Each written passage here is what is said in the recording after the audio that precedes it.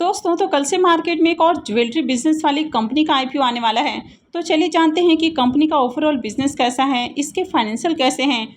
अभी ज्वेलरी वाली जो भी कंपनियां हैं इनमें काफ़ी ज़्यादा डिमांड आपको देखने को मिल रही है। यानी कि जब भी किसी तरह का जियोपॉलिटिकल इशू आपको देखने को मिलता है तो गोल्ड के अंदर डिमांड बढ़ जाती है, और जब भी गोल्ड के अंदर डिमांड आती है तो जितनी भी गोल्ड में ट्रेड करने वाली कंपनियाँ हैं तो उनके बिजनेस में भी बूम देखने को मिलता है। तो चलिए जानते हैं कि क्या ऐसे में इस आईपीओ में अप्लाई करना चाहिए या फिर नहीं करना चाहिए। तो चलिए वीडियो को शुरू करते हैं।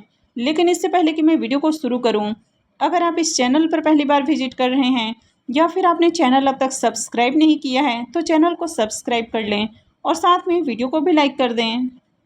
तो सबसे पहले वारियर क्रिएशंस आईपीओ के डिटेल्स की बात करें तो आईपीओ 22 अप्रैल यानी कि कल से ही ओपन होने वाला है और ये 25 को क्लोज होगा।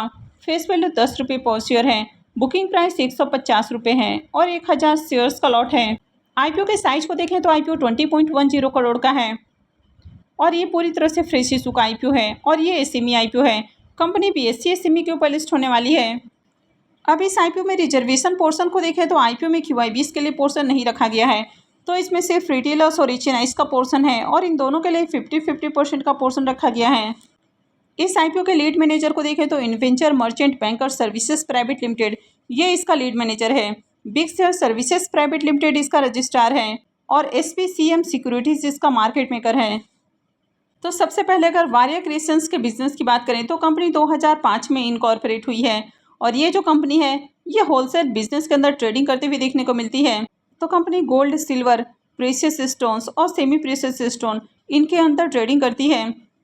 तो कंपनी के प्रोडक्ट पोर्टफोलियो में आपको necklace, earring, tops, rings, bracelet, bangles, gems stone, diamond, तो इस तरह के काफ़ी सारे आपको ज्वेलरी देखने को मिल जाते हैं।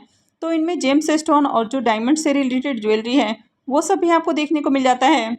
और कंपनी कस्टमर के नीड के अकॉर्डिंग जो कस्टमाइज ज्वेलरीज हैं तो उनके बिजनेस में भी देखने को मिलती है। तो कंपनी के पास बहुत तरह की ज्वेलरीज देखने को मिल जाती हैं, यानी कि जिस भी तरह का ओकेजन होता है उसके अकॉर्डिंग कंपनी के पास ज्वेलरी है और अलग अलग रेंज में भी ज्वेलरीज हैं। अब यहाँ पर कंपनी के बिजनेस को देखें तो कंपनी गोल्ड, डायमंड के बिजनेस में देखने को मिलती है। तो ये जो बिजनेस सेगमेंट है ये एवरग्रीन बिजनेस सेगमेंट है, यानी कि इस तरह के जो बिजनेसेस हैं इनमें लॉस होने की बहुत कम संभावना रहती है। लेकिन यहाँ पर देखें तो कंपनी सिर्फ होलसेल ट्रेडिंग बिजनेस में देखने को मिलती है, यानी कि कंपनी खुद कुछ भी मैन्युफैक्चर नहीं करती है, यानी कि इनकी अपनी मैन्युफैक्चरिंग यूनिट नहीं है। तो ये इसमें एक सबसे बड़ा निगेटिव पॉइंट आपको देखने को मिल रहा है। तो कंपनी यहाँ पर थर्ड पार्टी कॉन्ट्रैक्टर्स के रूप में काम करती है, इनके खुद की मैन्युफैक्चरिंग यूनिट नहीं है। अब यहाँ पर देखें तो 31 मार्च 2024 तक कंपनी के पास मात्र 8 एम्प्लॉयज़ आपको देखने को मिलते हैं।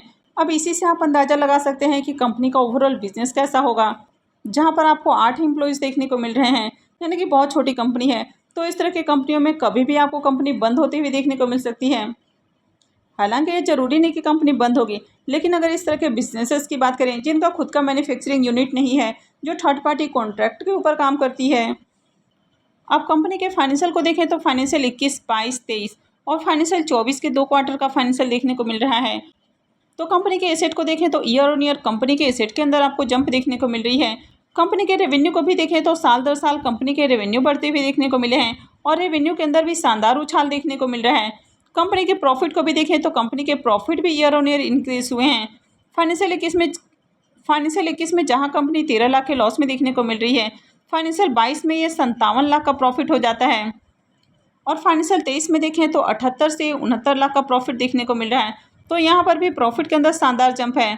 और फाइनेंशियल 24 के 2 क्वार्टर में देखें, यानी कि 6 मंथ की बात करें तो 6 मंथ में इनका प्रॉफिट 351 लाख देखने को मिल रहा है। तो प्रॉफिट के अंदर भी शानदार उछाल देखने को मिला है। कंपनी के नेटवर्थ को भी देखें तो कंपनी के नेटवर्थ भी इंक्रीज होते हुए देखने को मिले हैं।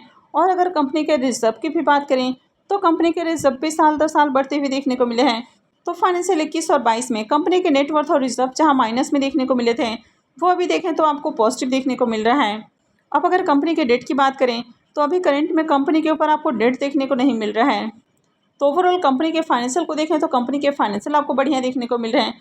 फाइनेंशियल 22 के बाद से, यानी कि फाइनेंशियल 23 और 24 के अंदर देखें तो कंपनी के प्रॉफिट और रेवेन्यू के अंदर शानदार जंप देखने को मिली है। तो कंपनी के मार्केट कैप को देखें तो 71 करोड़ 85 लाख कंपनी का मार्केट कैप आपको देखने को मिल रहा है। आरओई और आरओसी नंबर को देखें तो दोनों ही नंबर काफ़ी हाई है और रिटर्न और नेटवर्थ को भी देखें तो ये भी काफ़ी हाई देखने को मिल रहा है। इसके अलावा कंपनी के पैट मार्जिन को भी देखें तो ये भी काफ़ी अट्रैक्टिव देखने को मिल रहा है। तो ओवरऑल कंपनी के फाइनेंशियल आपको बढ़िया देखने को मिल रहे हैं। अब इसके भी पी मल्टीपल को देखें तो 65.56 का पी मल्टीपल है, यानी कि ये आईपीओ भी आपको ओवर वैल्यूड प्राइस के ऊपर आते हुए देखने को मिल रहा है। अब आईपीओ के ऑब्जेक्टिव की बात करें कि कंपनी आईपीओ से जो फंड रेज करने वाली है तो उसका यूज कहाँ करेगी। तो सबसे पहले कंपनी न्यू शोरूम एस्टेब्लिश करने वाली है। सेकंड हो जाता है कैपिटल एक्सपेंडिचर। थर्ड हो जाता है कि परचेज ऑफ इन्वेंट्री। और फोर्थ हो जाता है जनरल कॉर्पोरेट पर्पस। अब आईपीओ में लॉट साइज को देखें तो 1000 शेयर्स का लॉट है और एक लॉट के ऊपर इन्वेस्टमेंट अमाउंट 1,50,000 रुपये रहने वाला है। इस कंपनी में प्रमोटर्स की होल्डिंग को देखें तो अभी प्रमोटर्स की होल्डिंग 100% है और आईपीओ आने के बाद प्रमोटर्स की होल्डिंग 72.02% रहने वाली है। अब इस आईपीओ की इंपॉर्टेंट टाइम टेबल की बात करें तो आईपीओ 22 अप्रैल यानी कि कल से ही ओपन होने वाला है और ये 25 अप्रैल यानी कि थर्सडे को क्लोज हो जाएगा। आईपीओ का अलॉटमेंट डेट 26 अप्रैल है। रिफंड डेट 29 अप्रैल रहेगा। क्रेडिट डेट भी 29 अप्रैल है और आईपीओ की लिस्टिंग 30 अप्रैल को होने वाली है। अब वारियर क्रिएशंस आईपीओ के ग्रे मार्केट प्रीमियम को देखें तो इसका अब तक ग्रे मार्केट में प्रीमियम देखने को नहीं मिल रहा है, यानी कि ग्रे मार्केट में इस आईपीओ की अब तक आपको डिमांड देखने को नहीं मिल रही है। कंपनी के बिजनेस की बात करें तो कंपनी का बिजनेस भी ज़्यादा अट्रैक्टिव नहीं है। एक तो कंपनी हाईली कॉम्पिटेटिव सेगमेंट में डील करते हुए देखने को मिल रही है। अब कंपनी ज्वेलरी बिजनेस में है लेकिन इनके खुद की कोई भी मैन्युफैक्चरिंग यूनिट नहीं है, तो ये भी कंपनी का एक नेगेटिव पॉइंट हो जाता है। इसके अलावा आईपीओ भी ओवर वैल्यूड प्राइस के ऊपर आते हुए देखने को मिला है और इस आईपीओ में क्यूआईबीएस का भी पोर्शन नहीं है, तो इसमें एंकर इन्वेस्टर्स भी नहीं आए हैं, तो कई सारे नेगेटिव पॉइंट्स देखने को मिल रहे हैं।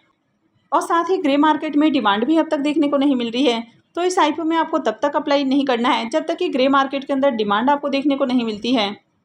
और बहुत सारे आईपीओस आपको मार्केट में ऐसे आते हुए देखने को मिलते हैं जहाँ पर कंपनी के प्रमोटर्स रिटेलर से फंड रेज करना चाहते हैं, यानी कि किसी भी तरह कंपनी के शेयर्स को बेचकर पैसा रेज करते हैं और उसके बाद कुछ दिनों के बाद आपको कंपनी ही शट डाउन होती हुई देखने को मिलती है। अगर इस कंपनी में भी देखें तो मात्र 8 आपको एम्प्लॉयज़ देखने को मिलते हैं, यानी कि आप इसी से अंदाज़ा लगा सकते हैं कि कितनी बड़ी कंपनी है और किस तरह का इनका बिजनेसेस आपको देखने को मिल रहा होगा। कंपनी थर्ड पार्टी कॉन्ट्रैक्टर के रूप में काम करती हुई देखने को मिलती है, यानी कि जो ज्वेलरी बिजनेस है तो इनमें ट्रेडिंग तो करती है लेकिन खुद की मैन्युफैक्चरिंग यूनिट नहीं है। लोगों का जिस भी तरह का ऑर्डर होता है तो उनके ऑर्डर को फुलफिल करने का काम करती है, यानी कि ओवरऑल देखें तो कंपनी मार्जिन के ऊपर काम करती है। तो ये जिस तरह का बिजनेस है तो ज़्यादा सस्टेनेबल बिजनेस नहीं है। तो ओवरऑल बात करें तो ये आईपीओ काफ़ी रिस्की देखने को मिल रहा है, तो ऐसे में इस आईपीओ में अप्लाई करना बहुत ज़्यादा रिस्की हो सकता है, तो बेहतर है कि इस आईपीओ को अवॉइड किया जाए। तो आई होप कि आपको वीडियो अच्छी लगी होगी। तो अगर आपने वीडियो को अब तक लाइक नहीं किया है तो वीडियो को लाइक कर दें और चैनल को भी सब्सक्राइब करके रखें। और वीडियो को अंत तक देखने के लिए आप सबका बहुत बहुत धन्यवाद।